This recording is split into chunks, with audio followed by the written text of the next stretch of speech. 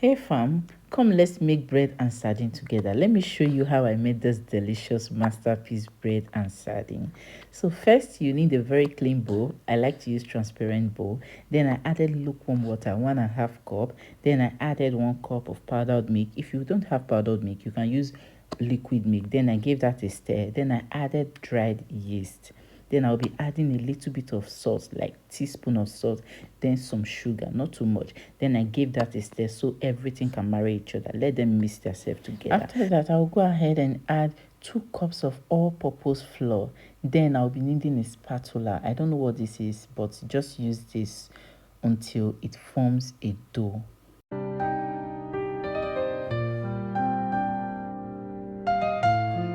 At this point, I knew this silicone spatula would not be able to complete the job. Then I decided to go with my hands.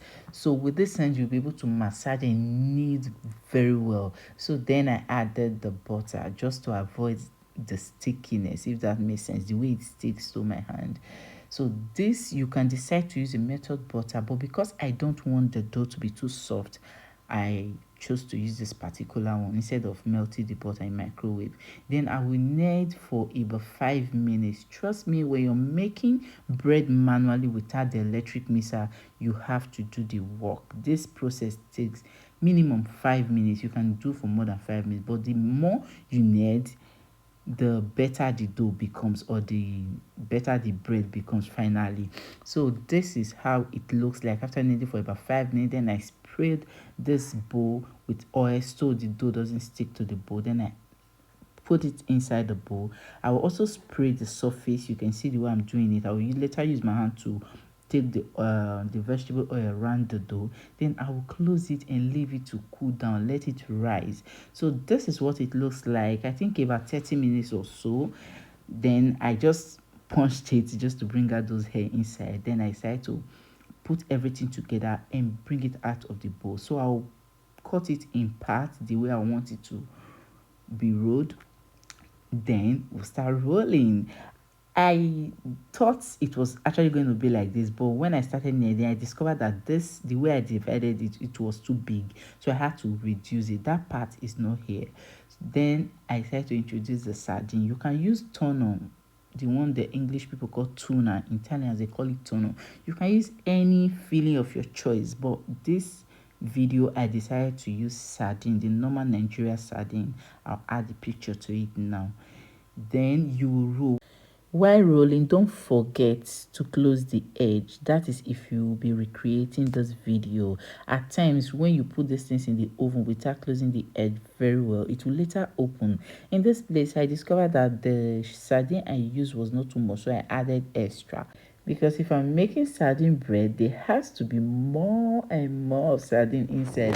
At least let me enjoy it once and for all. So after rolling it, I brought out the pan. I sprayed it with some vegetable oil so it will stick. You can as well use butter. Then I had to positioned the dough inside in a way that it will contain the rest. So this is what it looks like, and this is what everything looks like. So I will put this aside, cover it with cloth, let it rise. And this is the leftover. It was too much, then I had to use this baby pan I ordered from Timu. While I wait for the bread to rise, I'll be preparing what will make the bread looks beautiful. That is 1 egg and a little bit of milk. Yes, there is this saying that now I defer the chop food before mouth. And you know that bread you buy, the top will just be shining anyhow. And you like, how did they do this thing? This is how it's been done. All you need is just this brush and the egg and milk. Mix everything together, rub it on it. That is it. After rubbing it, I will just transfer it into my preheated oven. I will bake this for about 30 minutes on 155 degrees Celsius. If you're watching, before you see the final looks of this bread, let me know if you'll be recreating this bread in the comment section. Just let me know. So this is what it looks like after baking. Can you see how beautiful it looks? This is the result of that egg and milk you rubbed on the top.